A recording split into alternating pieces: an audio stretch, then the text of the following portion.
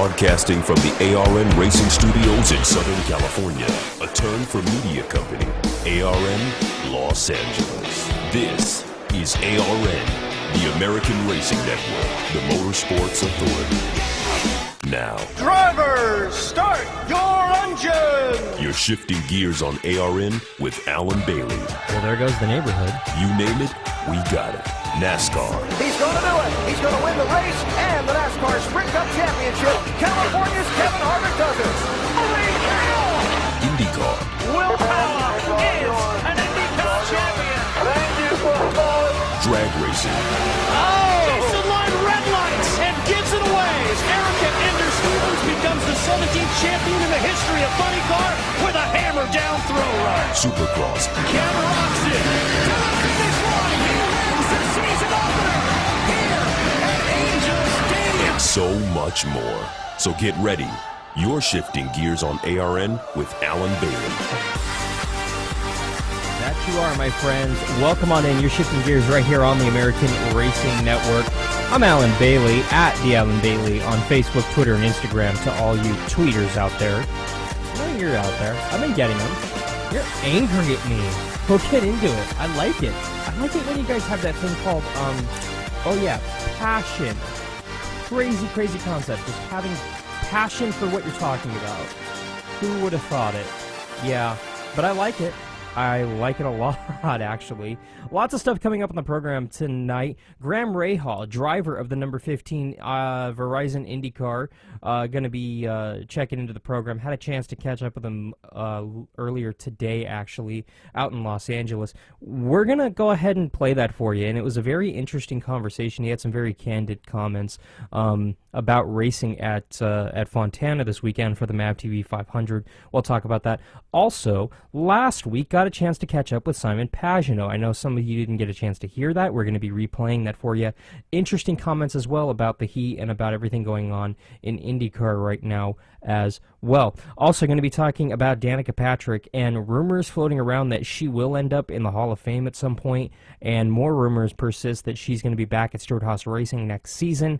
We'll have the latest on her contract negotiations. Plus, Chad Reed and 22 Motorsports closing their doors. Reed undergoing surgery, but why did 22 Motorsports close? What's the official reasoning behind it? And is Chad Reed effectively retiring from Supercross and Motocross competition? We'll break that down. Plus, Jeff Gordon racing for the final time in what is considered his quote-unquote home track up in Sonoma, unless you count Southern California and Indianapolis as well. So, meh, your toss-up on that one. Lots of stuff to talk about in NASCAR with the road racing up in Sonoma this weekend.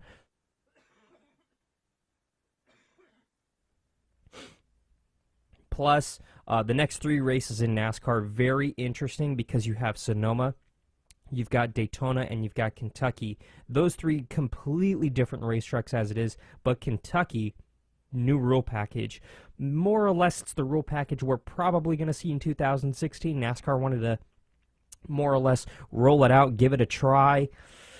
I don't know. I don't know. I have thoughts. Let me put it that way. So we'll be breaking down everything that's going on with the new rules package tonight as well. I want to start here. Danica Patrick. A lot of people are causing... and something else we're going to talk about later, I should say.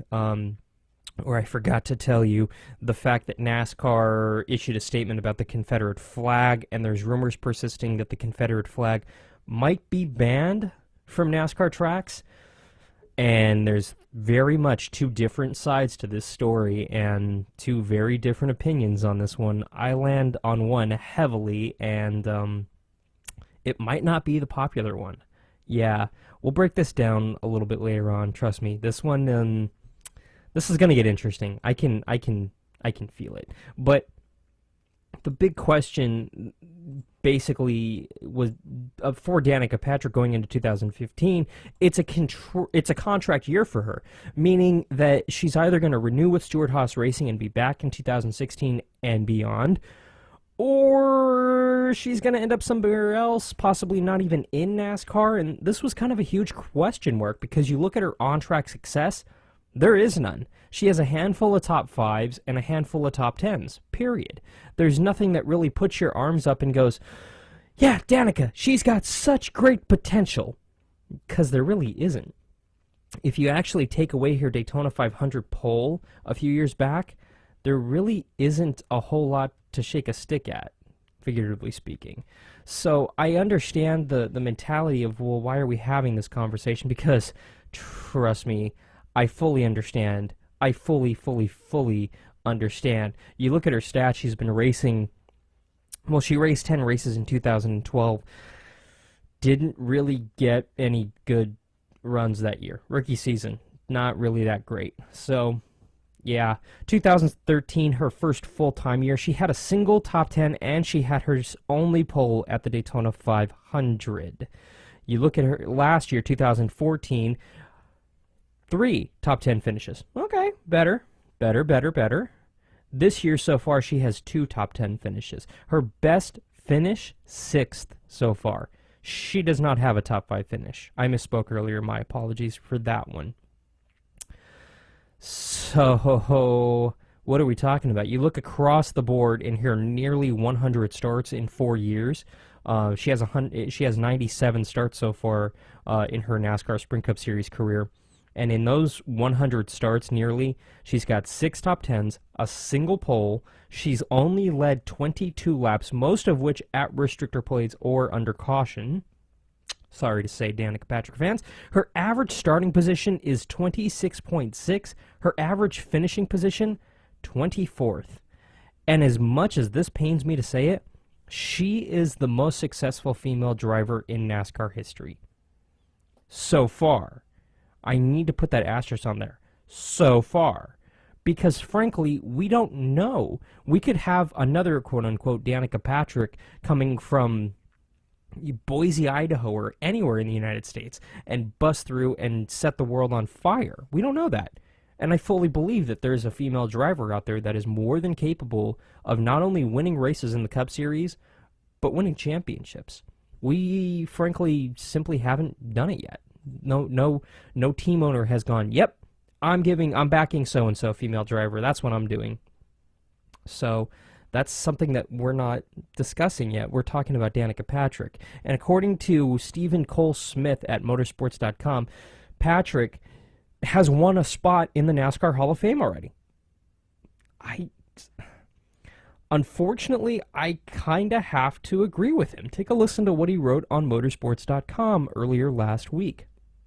Quote, and while she may not have competed a sheer statistic that would send her to the NASCAR Hall of Fame, the fact is that she is the first female driver to prove a woman, particularly a woman that is not built like a roller derby jammer, can survive a season after season in what has always been and still is a man's sport.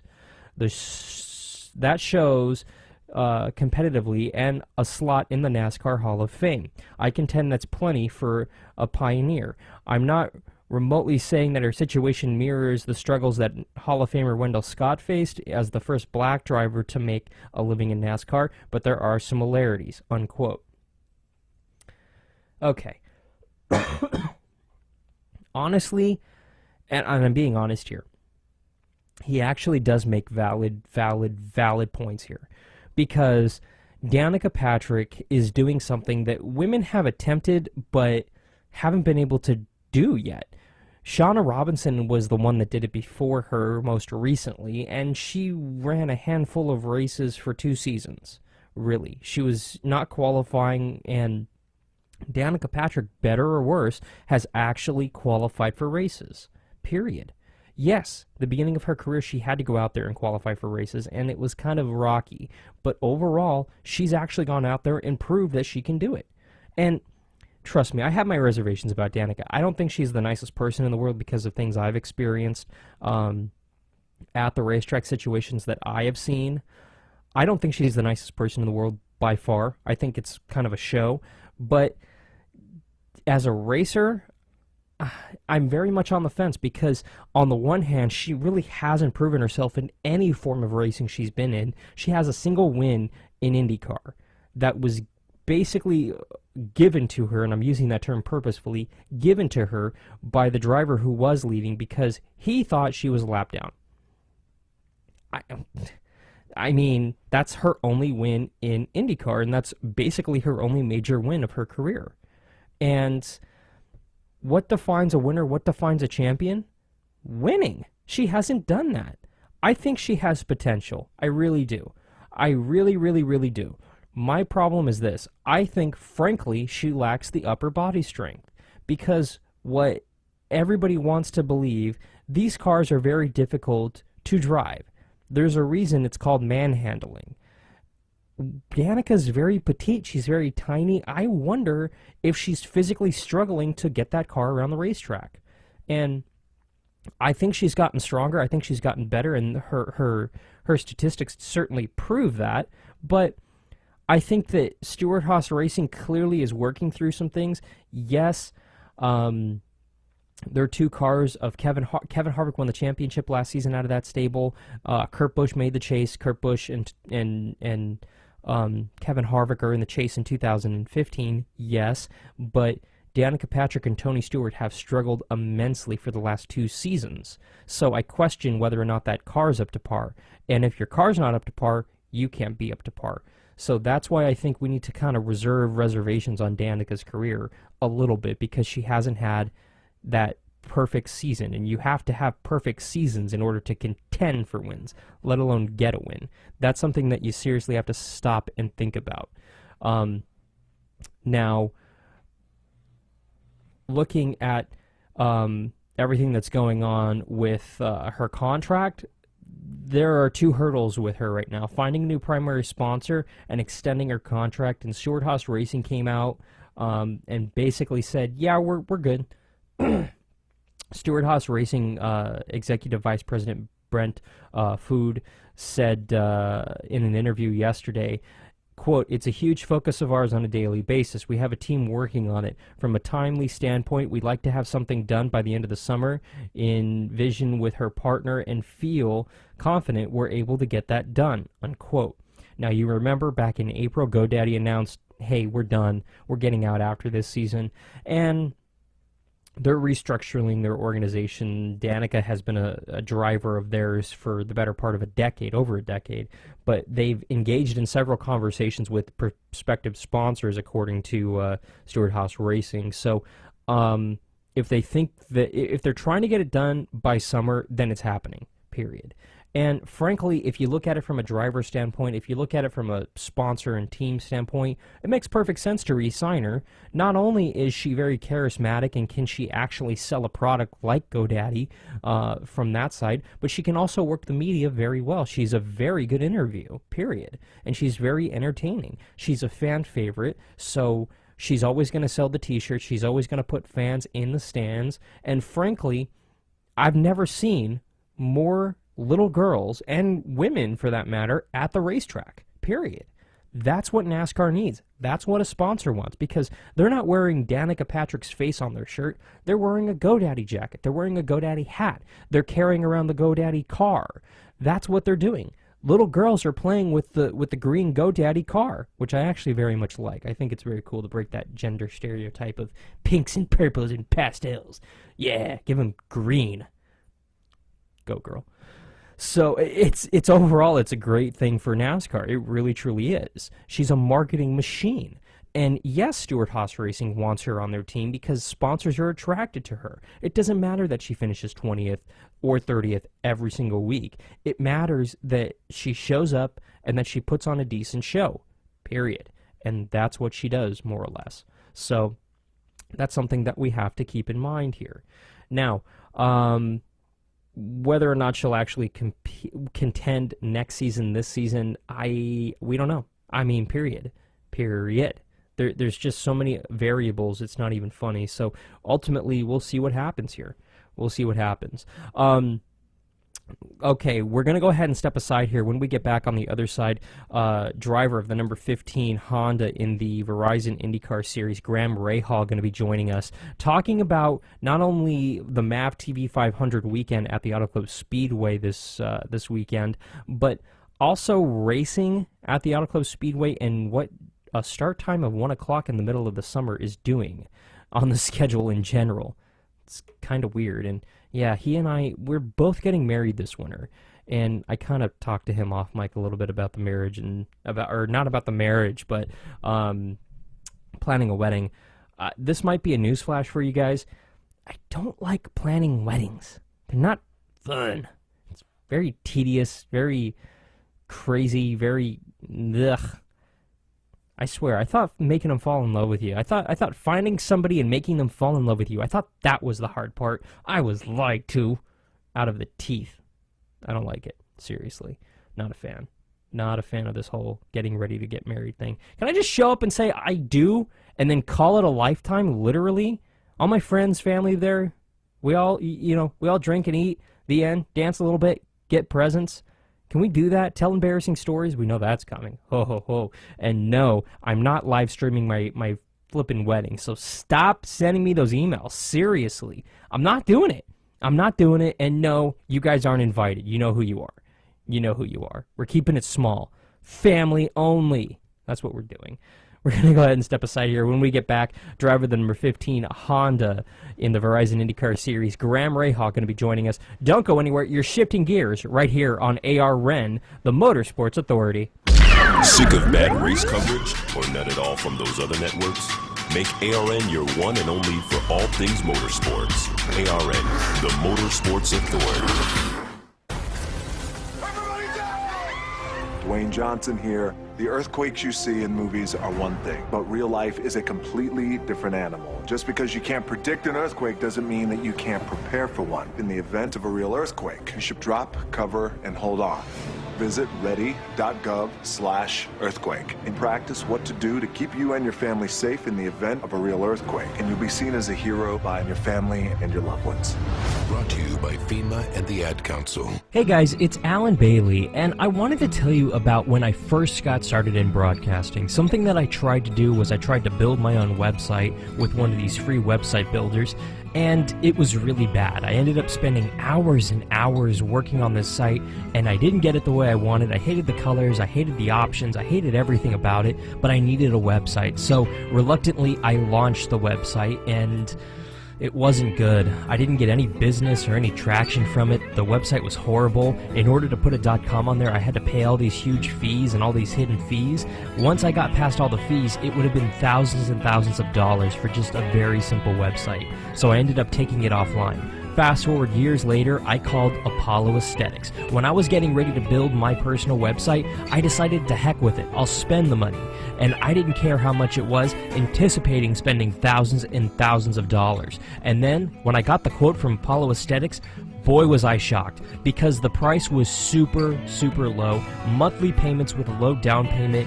I gotta tell you, I've had such a pleasant experience. I'm not building any other websites. I've learned my lesson. I'm going straight to Apollo Aesthetics so they can build it right and they can do everything that I need. Whether you're looking to build a website, design a logo, figure out your hosting, your emails, and social media accounts, Apollo Aesthetics can help you with all of these, including building a shop for you to sell your product online. Log on to apolloaesthetics.com to request a quote. That's apolloaesthetics.com.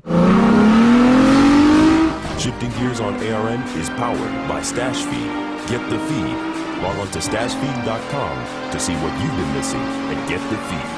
You're shifting gears on ARN. Here's Alan Bailey.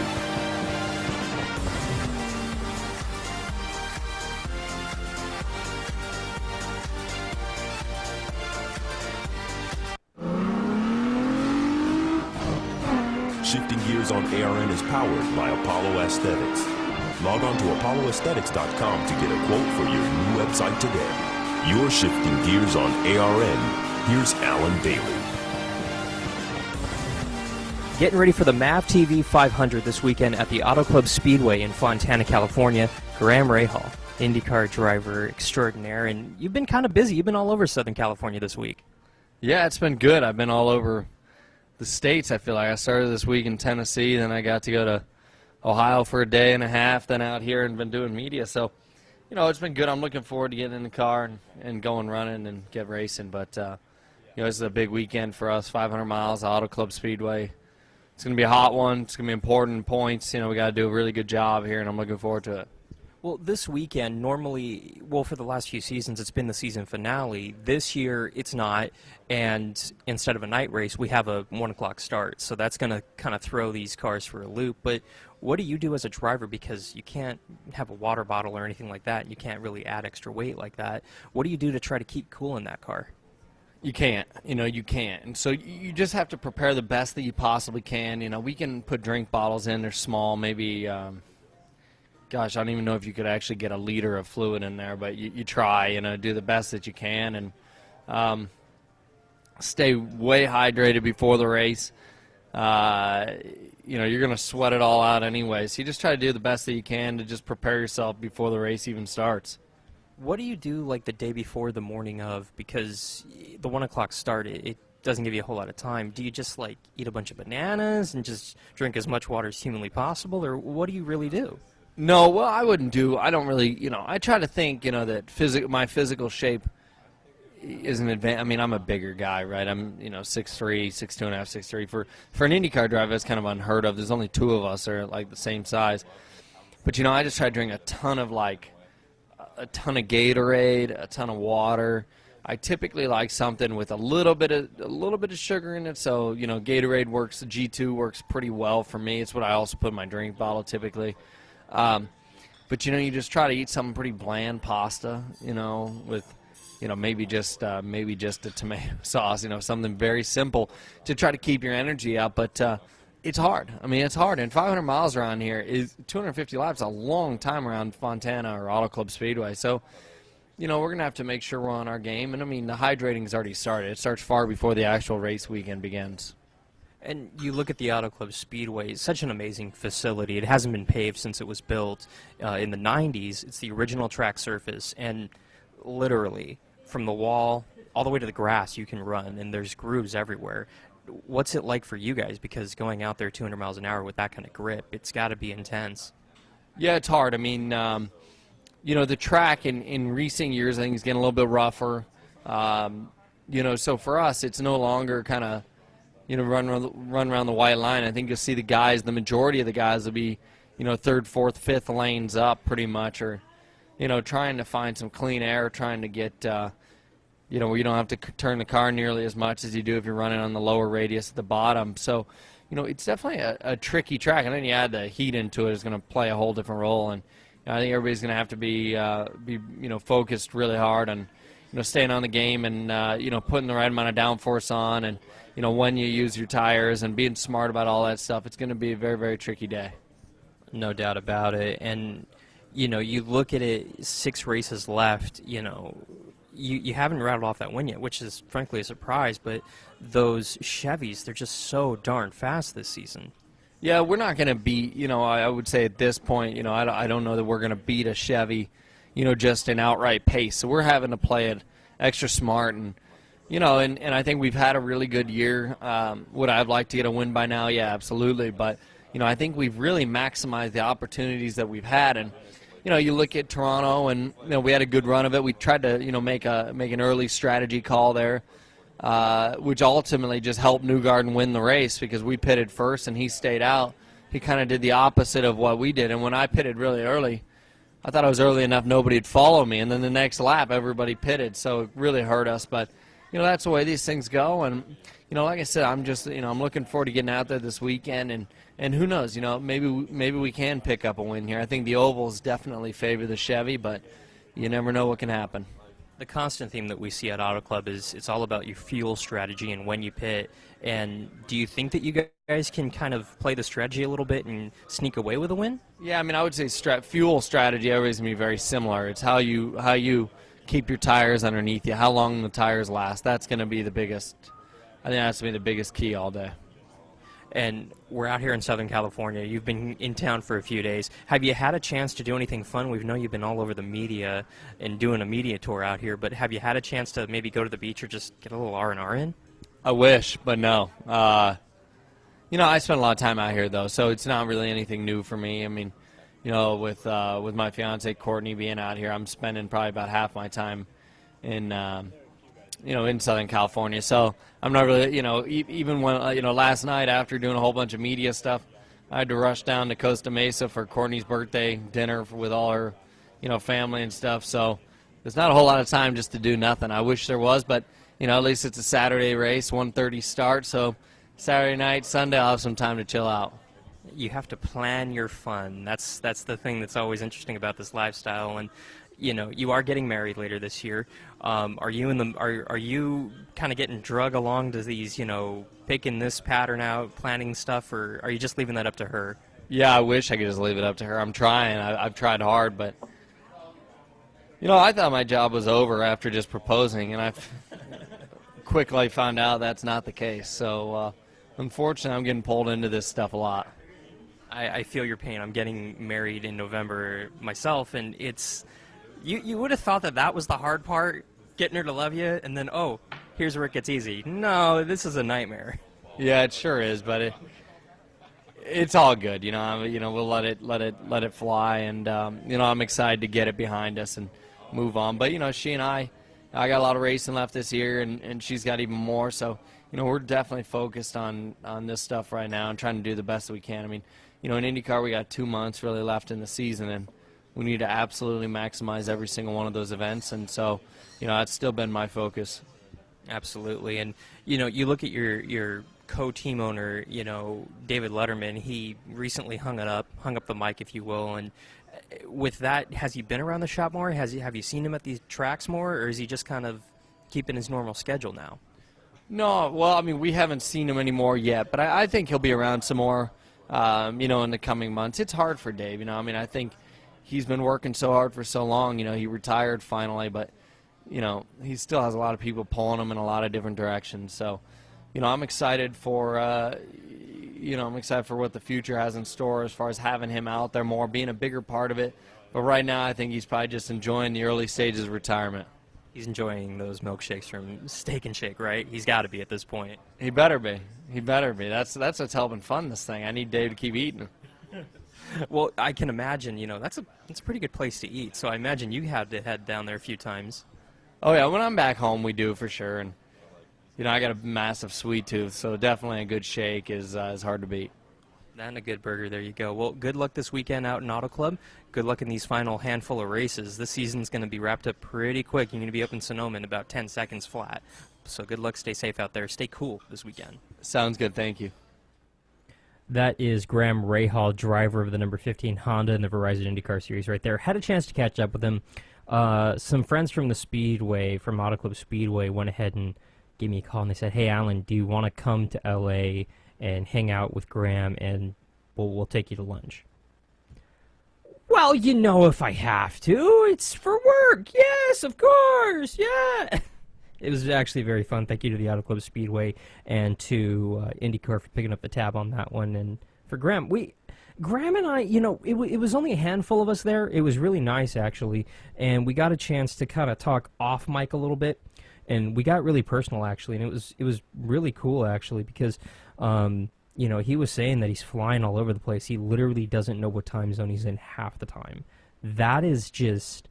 I'm just trying to wrap my head around that, and I kind of understand where he's coming from, because whenever I do anything for ARN, we advertise everything in on Eastern time, but I'm here in Southern California on Pacific time, so I'm kind of always adding 3, subtracting 3, figuring out the math with whatever track is in whatever time zone. So I definitely feel his pain, but I think it's cool that he actually gets a chance to come back to Southern California and do business here, because like he said right there, he ran off to a birthday dinner with his fiance across town. That's, although it's stressful, it's a lot better than rushing back to the hotel and ordering bad room service. I've done that a time or two at a number of races, and that's certainly not fun at all. So I definitely understand that. And Graham's getting ready to get married here, so am I. So we kind of talked about our wedding plans and this, that, and the other. And him and I agree.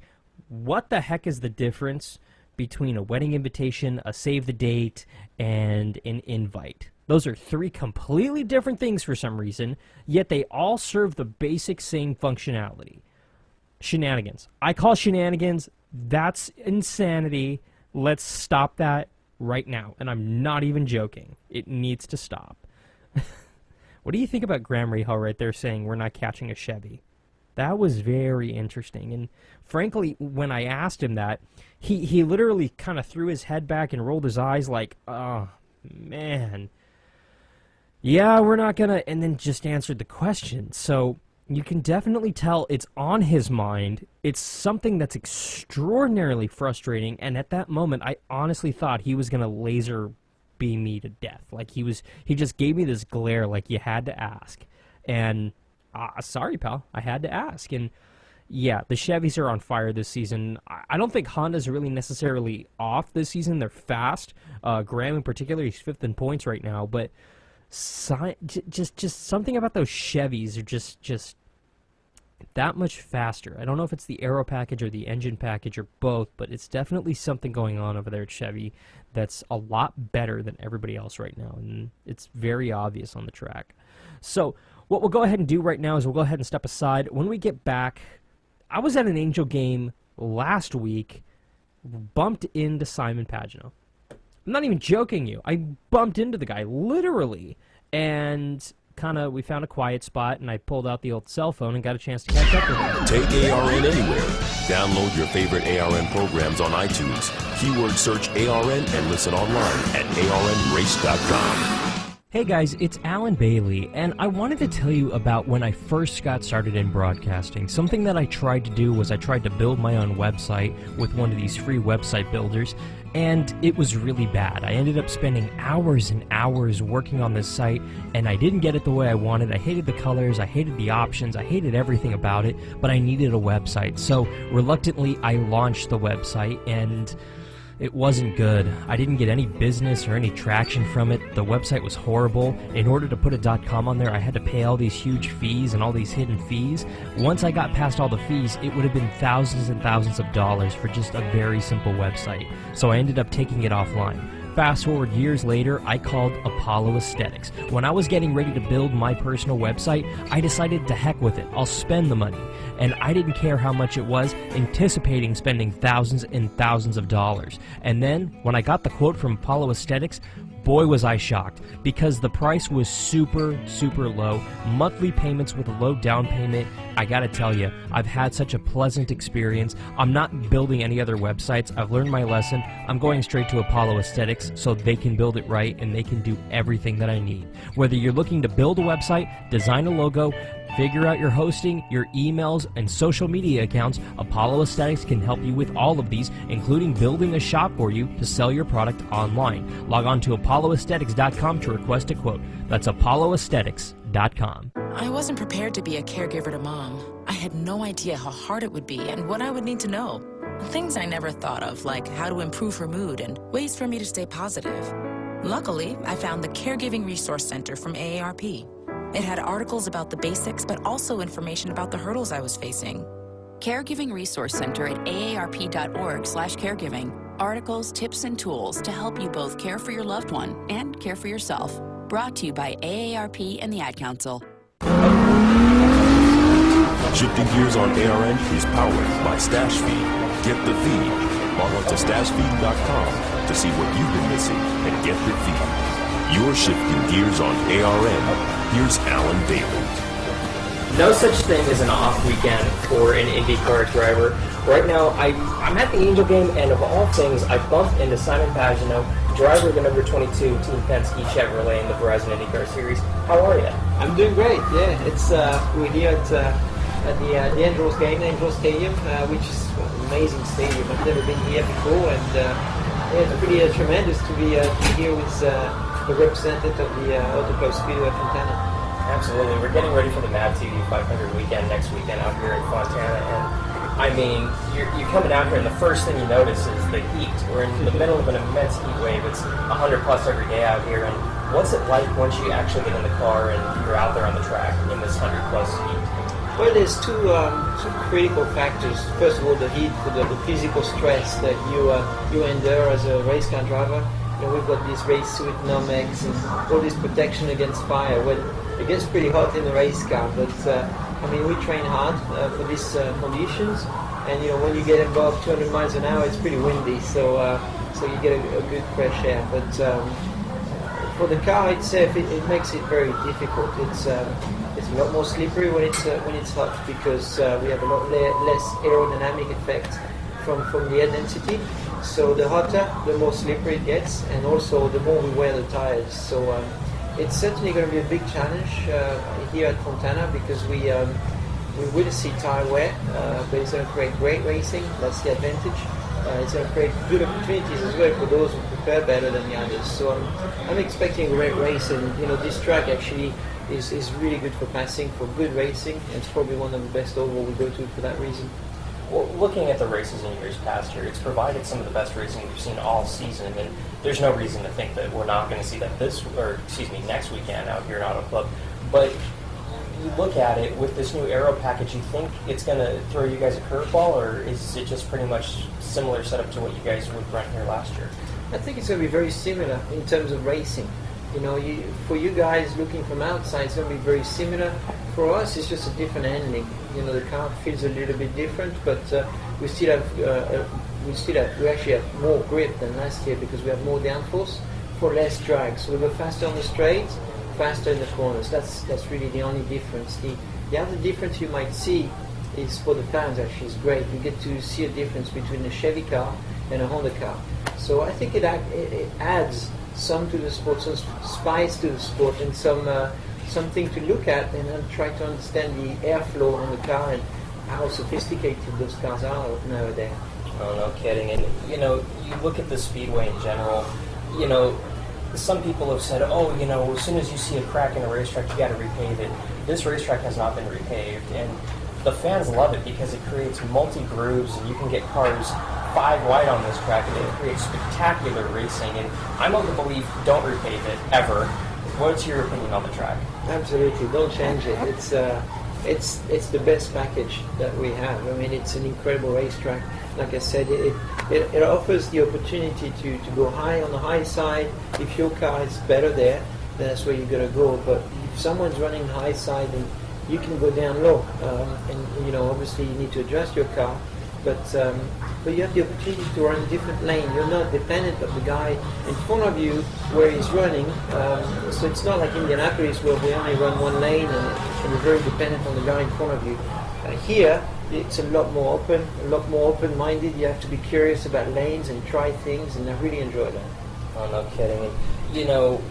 Everything that's happened in 2015 for you, new team, new everything, new look, and you look at what you've done in the seasons past. You've rattled off, wins in the past, and this season so far, unable to get into victory circle. What's the one thing that you and your team have to work on in order to break through? There are a lot of things, and it's not just work on it. It's just time. We need time. I like to explain it like you're changing job. You're going to, let's say, you're doing your job here, and you're going to another company doing the same job. You need to. You need that time to basically be able to do things just as fast, communicate to people just as well. It just takes time because it's relationship. It's the nature of it. Obviously my expectations were pretty high, and I think we've showed the performance that we have is tremendous. We've been in the Fast 6 every single qualification, gone on front row 4 times already. But at the end of the day, you can't accelerate processes. It is what it is. It will pay off when it's paying off, and I think we're doing everything right up until now. But remember, Helio Castroneves has been with Team Penske 15 years, and Will Power about 7 years, I believe. So, Montoya had a tough time last year as well, and now you can see he's breaking through. So, I'm expecting it will happen. When, I don't know, but we're doing everything we can to make it happen. You brought up Montoya. It seems like any new driver coming into the organization, they take about a season, a little under a season, in order to kind of get their feet wet and get everything worked out. You think you're kind of in the middle of that? Because it seems like you're fast. You've led up some laps. You've been up near the front. Just for some reason, just racing luck or what have you, it hasn't really worked out for you this season so far. Yeah, it hasn't been, to be quite honest, it hasn't been a lucky season either. But you create your own luck, and I think at this time. It's time to be patient and time to realize that we're in a really good position, a really good situation. Everybody at Team Penske is really happy, and we're just buying time. So at this point, I'm really not worried. I just think, it is what it is. It's a big organization. It's a big change Going from Schmidt-Peterson to Tim Penske is a big evolution, and I'm really excited about the future. I think it shows a really bright future in my career. Absolutely, and looking at the rest of the season, it seems like you're going to have a couple tracks that you're going to have some pretty good opportunities coming up here. But what's the biggest thing that you have to work on the track, off the track, in order to better yourself this season?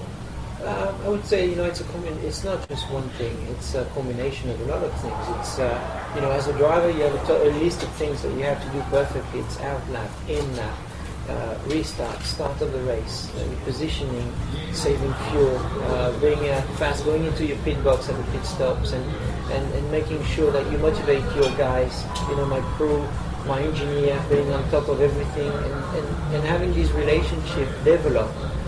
Is what I'm having to work on every day, but it's going really well. It's an interesting job. Being a race car driver is a job that has changed a lot in the last 10 years, I would say, with the technology involved. We have access to everything. It's unbelievable. And with 4 drivers of our level in the team, there are a lot of information you can go get, and you need the time to analyze it and understand it. So I'm in that kind of process right now, so it's not just one thing. A lot of little things will make a big difference. Are you digging into Montoya's notes a little bit, seeing what they're working on over there? I'd tell you, I'm digging in everybody's notes, because Montoya one weekend is super strong, but another weekend it's Power, another weekend it's Castroneves. So, but every weekend we all together, up front. So that's hat up to Tim Penske for giving us the best equipment in the paddock.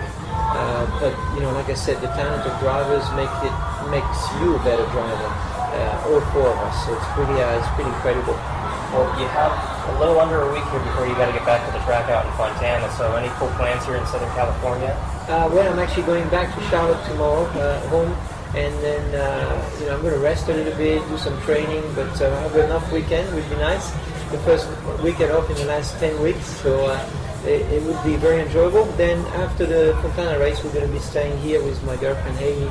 Her parents are from San Diego, so we're going to enjoy the 4th of July here in California. Taking a weekend off, sleeping in your own bed? That's crazy talk. How dare you? It is crazy. I've slept only 3 nights in my bed since April 24th. Wow. So time to enjoy it. Yeah, no kidding. Well, enjoy the off weekend. We'll see you out here from MavTV 500 next weekend. Thank you. Thanks for having me. So, sleeping in your own bed 3 times in almost 2 months. Dude. I haven't been there to that extent, but I know the feeling, Simon. Seriously. I mean, I'm not even joking you. I went to an Angel game last weekend, and then, poof, there's Simon Pagenaud. You run into people in the craziest places. But you know what? Off weekend's done for the first time in 10 weeks, and we're right back at it. But 6 races to go here. The Verizon IndyCar season is wrapping up very quickly. If you're in the Southern California area, what I recommend you doing, log on to AutoClubSpeedway.com. You can buy your tickets for the MavTV 500 Saturday at the Auto Club Speedway in Fontana, California. Going to be at 1 o'clock start, actually, which is going to do some very interesting things for the fans. And I actually talked to IndyCar. I wanted an explanation because as a fan, it's not fun to sit in 100-degree heat. Like, it's not. I love the racing out in Fontana. I really, really do. It's my favorite racetrack by far. But I don't like sitting in 100-degree weather, period. So I asked IndyCar, what's going on here? And basically, it boiled down to the sun. Anybody who's ever been to the Auto Club Speedway, the sun sets in turn 3 and 4. Going down the backstretch of the Speedway, it's absolutely insane. You can't see anything. Going down that entire backstretch, you see absolutely nothing until the moment you're supposed to let off the gas to make the turn. Good luck. I mean, it's horrendous. So, for the driver's sake, and because the sun is setting like lately around 8:30, 9 o'clock out here, for the driver's sake, Verizon went ahead and, or IndyCar, I should say, went ahead and bumped the start time up to 1 p.m. So, yeah, 1 p.m. local. I'm not looking forward to it. It's, in all honesty, it's going to be a really good race. The only thing I'm doing is I'm praying for a cloud or two. or a lot of clouds. That'd be nice. So, got a couple things we got to talk about in our final segment coming up next. Chad Reed closed 2-2 Motorsports earlier this week officially. He's out for the remainder of the motocross season. He will return for Anaheim 1 in January. But who's he going to drive for? Is he really thinking about retirement here in the next season or two? When should he start thinking about retirement? We'll talk about Chad Reed. Plus, NASCAR weighed in on a hot-button topic that a lot of people are talking about on social media and in the news. And one NASCAR writer is saying that NASCAR needs to set an example this weekend. We'll talk about it. Don't go anywhere. You're shifting gears right here on ARN, the Motorsports Authority. Sick of bad race coverage or none at all from those other networks?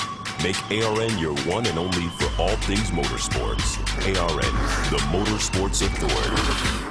Hey guys, it's Alan Bailey, and I wanted to tell you about when I first got started in broadcasting. Something that I tried to do was I tried to build my own website with one of these free website builders, and it was really bad. I ended up spending hours and hours working on this site, and I didn't get it the way I wanted. I hated the colors, I hated the options, I hated everything about it, but I needed a website. So reluctantly, I launched the website, and it wasn't good. I didn't get any business or any traction from it. The website was horrible. In order to put a .com on there, I had to pay all these huge fees and all these hidden fees. Once I got past all the fees, it would have been thousands and thousands of dollars for just a very simple website. So I ended up taking it offline. Fast forward years later, I called Apollo Aesthetics. When I was getting ready to build my personal website, I decided to heck with it. I'll spend the money. And I didn't care how much it was, anticipating spending thousands and thousands of dollars. And then, when I got the quote from Apollo Aesthetics, boy was I shocked, because the price was super, super low. Monthly payments with a low down payment. I gotta tell you, I've had such a pleasant experience. I'm not building any other websites. I've learned my lesson. I'm going straight to Apollo Aesthetics so they can build it right and they can do everything that I need. Whether you're looking to build a website, design a logo, figure out your hosting, your emails, and social media accounts, Apollo Aesthetics can help you with all of these, including building a shop for you to sell your product online. Log on to apolloaesthetics.com to request a quote. That's apolloaesthetics.com. Only in the forest can you see this. And this. And this. But nothing beats the moment you see that. Cool! That's your child's eyes opening up to a world of possibilities. I didn't know it could do that! Because one trip to the forest can spark a world of difference. There are some moments only the forest can inspire. Find yours at discovertheforest.org. Learn about forests near you and discover cool things to do when you go, like hiking, canoeing, fishing, or camping. Or create your own adventure with family and friends, and you might just see this. Your moment's out there. Find it at discovertheforest.org. That's discovertheforest.org. Brought to you by the U.S. Forest Service and the Ad Council. Shifting Gears on ARN is powered by Apollo Aesthetics. Log on to apolloaesthetics.com to get a quote for your new website today. You're shifting gears on ARN. Here's Alan Bailey. A couple of random news and notes here. First off, congratulations, Casey Kane, going to become a father in October. First-time daddy. That's seriously, congratulations. His girlfriend is pregnant with Casey's first child, their first child. So congratulations to them. That's very cool. We're in the middle of a baby boom in NASCAR, and it's interesting. Also, NASCAR addressed rumors that they will not be racing at Laguna Seca anytime soon. There were rumors floating around that International Speedway Corporation looking to manage that facility in the near future with the intent of moving a cup race there at some point. It's way too close to Sonoma. It's not going to happen. I don't believe anytime soon. It could in the future. I'm not saying it won't, but just in the next few years, I don't see that happening. But the thing that I want to talk about, a couple of things actually. Chad Reed made a big announcement. Well, first off, last week was gonna. It came out actually last week that he was going to undergo surgery. He announced it on Twitter, and it came amidst the reports that 22 Motorsports was closing their doors. For his part, Reed didn't give a statement at the time for the team that he started, but basically he was undergoing shoulder surgery and going to miss the remainder of the motocross season. He made that announcement, and then just 2 days ago he announced a statement on Instagram that Chad Reed has officially announced that they are closing Team 22 Motorsports permanently. There were a number of rumors floating around. Reed underwent shoulder surgery last week. He's missing the rest of the season. He says he will not retire and plans to continue racing. Quote, 22 Motorsports was a dream team. I thought it was my future, but now I know it was just a chapter. I'm not ready to retire. I read to quote somewhere that said, I don't give up on something you just can't go a day without thinking about, unquote. I'm not thinking about goals of winning, just changing the way I do it, unquote. So it's kind of a giant question mark, and you can read the entire, press release on arnrace.com. Very interesting, actually, very heartfelt, I believe. I thought. But what does this mean for Chad? He'll end up landing on his feet somewhere, no pun intended. Where, I have no idea. We're in the middle of silly season. It's going to be interesting to see who wants to pick up Chad Reed, because he is on the back end of his career, very much so. He probably has another season or two, if that, in him. Competitively, that's highly up for debate. Josh Grant, on the other hand, he's the second member of that team who's out of a ride, and Reed said he will still continue to pay Grant, but that he was unable to put a bike underneath him, which honestly, that is amazing. Grant was sidelined in Thunder Valley with a knee injury, and he really hasn't been on the bike that much this season. So the fact that Chad is saying, yeah, I'm going to keep paying the guy, that just shows the type of guy that Chad Reed truly is. Yeah, he's kind of the Tony Stewart of Supercross, where he's been around the block a few times, he's been beaten and battered, no pun intended there, offense, Chad, and he speaks his mind, and he comes off as kind of brash and kind of mean during press conferences and interviews and things at times, but he's got a heart of gold. He truly, truly does, and I wish nothing but the best for Chad Reed. I truly do. He'll land on his feet somewhere. He'll end up with a ride for 2016. Where that is, I don't know. The only thing I know is that when Anaheim 1 comes around at the start of the year, I'm going to be down at Angel Stadium with a mic in my hand interviewing Chad Reed, and I'm going to ask him, how you doing, period. Because I'm generally concerned for him. Going through surgery, going through losing your team, this is an emotional time for him. He's kind of going up and down right now. Again, no pun intended, but the guy just needs to get a ride under him and not focus on the racing, or not focus on the day-to-day management of a team, and just focus on riding and focus on his family overall. That's what he needs to do. He will do it. He'll bounce back. I don't think we've seen the last of Chad Reed anytime soon. Now, this next topic, and I purposely saved this for last because, frankly, if I'm going off the air for swearing on the air, I want to do it at the end of the show, not the beginning of the show. Okay. NASCAR came out this week and said that they do not condone the Confederate flag and that a NASCAR trailer will never fly the Confederate flag, period. They didn't ban the flags, but they said that they know that it's a big part of it, but I'm here to tell you, and Jeff Gluck at USA Today Sports agrees with me, NASCAR needs to ban the Confederate flag right now from every single one of its racetracks, period. The sanctioning body basically generated some headlines this week when it supported the banning of the flag from the grounds of the South Carolina Capitol Hill. In doing so, NASCAR actually took a stand on this issue in hopes of providing an inclusive environment at the races, and it will, quote, continue to disallow the use of the Confederate flag symbol in any official NASCAR capacity, unquote. I get it. The statement didn't go far enough, though, because it also said, quote, NASCAR recognizes that the freedom of expression is an inherent right of all citizens, unquote. They need to ban it. In wake of the massive shooting in Charleston that claimed 9 lives and has been so clear that that flag is toxic as a modern-day symbol of just racism, hatred, and bigotry, it needs to stop.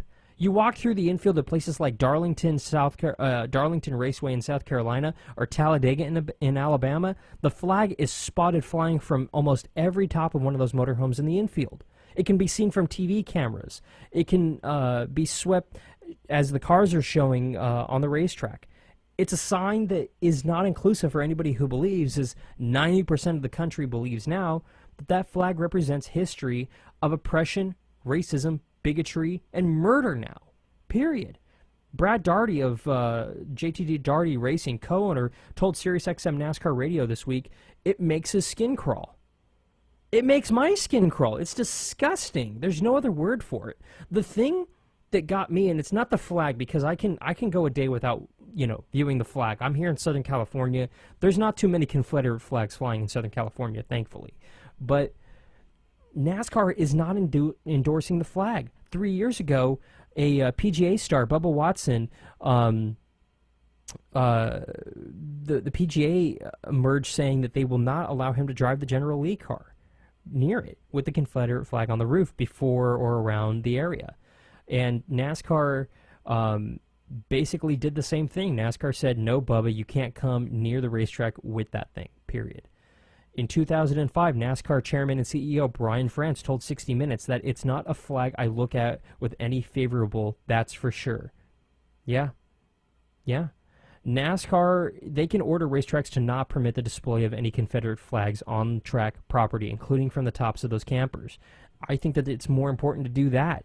If you see it out in the parking lot, that's one thing. But here's the thing. This isn't a free speech issue. Racetracks are private property. When you buy a ticket, you're coming onto that private property. You're abiding by the rules that that private property owner, in this case, the track owner and the track management, set forward. Period. And if they say you can't have this, you can't have that, you listen. You can't have glass. Okay, I can't have glass. You can't bring your own beer in. Okay, I can't do that. You can't bring a gun on our premises. You certainly can't do that. The flag is in the same realm. That's what we're talking about here. And I'll tell you, the thing that disgusts me is not seeing it in real life. It's not seeing it in general. It's the fact that I have so many rednecks, and that's what they are. They're trash. They're bigot. They're just not intelligent people. And I don't care if I'm offending you at this point. I really don't. Because it's racist, it's bigot, and it's just wrong. The fact that there are so many people who are willing to take to social media and say, oh, I support my freedom, I wave my flag, I wave my colors, and they blindly defend the Confederate flag, saying, well, the original 13 states represent freedom. That flag represents freedom. I'm going to keep flying my flag. I have to tell you, the Confederate flag was used from 1861 until 1863 in an official capacity. Ever since then, it's been basically sold to anyone and everyone who wants to wave a country, frankly, a country that lasted for not even 3 full years, that lost. And it was a tragic, dark, bad time in our nation's history that was immediately followed by the execution and murder of a president, arguably one of the greatest presidents that this country's ever seen. And for some reason, dumb rednecks today in 2015, 152 years after that flag was used, want to wave the flag because they think it represents freedom. And they're the same ones who say, if you don't like this country, get out. Are you kidding me? Are we seeing just how stupid this is? Are you hearing them? If you're one of them who thinks I'm an idiot right now, go ahead, call me an idiot. Go ahead. Go on social media. Go ahead and go behind the safety of your computer screen and call me out. I don't care. I really don't.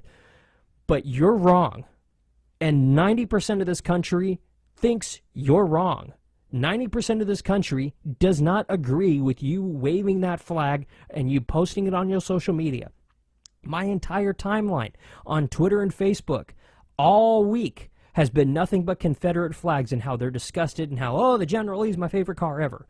I love Dukes of Hazzard, but guess what? I never liked the Confederate flag on the roof. I thought that was the weirdest thing. I never liked the fact that beautiful 69 Dodge Charger was tarnished with the name General Lee over the roof. A general that failed at his job, period. And that spent the rest of his life in jail, period. We're going to celebrate his life? Really? Really? He was responsible for killing millions of Americans, basically. And we're going to celebrate his life. Have fun. That does not belong at a racetrack, my friends. And if you think that it belongs at a racetrack, earheads, you need to stop listening right now. Because you're not going to like anything else I say. Because you're wrong. Period. What if a Nazi flag was flown on the property? Or an ISIS flag? The same people who were standing up against Nazism and ISIS are okay with the Confederate flag. I gotta tell you, all three are in that same realm for me. They're all racist, bigot people that are okay with murdering everybody. That's what it is. Period. Period. Plain, period, simple. There you go. Now, NASCAR fans, they do use it because they feel it pays tribute to the Southern roots. Okay. Why? Why? You're going to say, oh, the 13 states were Southern states. Oh, yeah. No. We can get very political. We can get very much into this. No. It's easy to support South Carolina's efforts to remove the flag from Capitol grounds. It's harder to look in the mirror and really make a decision that could impact business, even if it's the right one. That's why NASCAR tracks are not going to ban it, because they know 80% of the dumb rednecks out there are not going to come. Some of them will take the flag down, and some of them will be fine with it. But in the end, NASCAR is not a dumb redneck Southern sport anymore. It's a multi-billion-dollar organization. It's a multi-billion-dollar sport with people who are making well into the millions, who are working in it and around it. Joey Logano, when he won the Daytona 500 earlier this season, guess what? He didn't go down south and start drinking good old boy juice, moonshine on the porch with everybody. No. He went on Good Day America. He went up to New York for a media tour. He came down to Southern California for a media tour. He went everywhere and anywhere. And guess what? He didn't once go down south and wave the Confederate flag, because that's racist and it's bigot. You don't like it? Tough. Get over it. Get with the times. It's 2015. 152 years have passed since that flag has been used officially. Get over it. Get a new flag. I got a red, white, and blue one that looks just as good, I think better, than that stupid Confederate flag. Get over it. Period. And when Independence Day comes up here in about a week or so here, the last thing I want to see on my timeline is Confederate flag. I'm a free American, because I got to tell you, you're not. You're just a stupid idiot. So quit being a stupid idiot. Take the flag down. Put the American flag up. Call it a day. And in your words, if you don't like it, we can deport you. Because that works just as easy, my friends. And on that note, I got to get out of here. My boss already texted me. He wants to see me in the office, so hopefully I'll be here next week. If I'm not, oh well. I've said my piece. There you go. My boss just texted me. Good job. Ha! Guess I will be here next week. I love it. Thank you to Graham Rahal. Thank you to Simon Pagenaud and to IndyCar for lining up some guests for us today. For everybody here at the American Racing Network and Shifting Gears, I'm Alan Bailey. We'll see you at the track.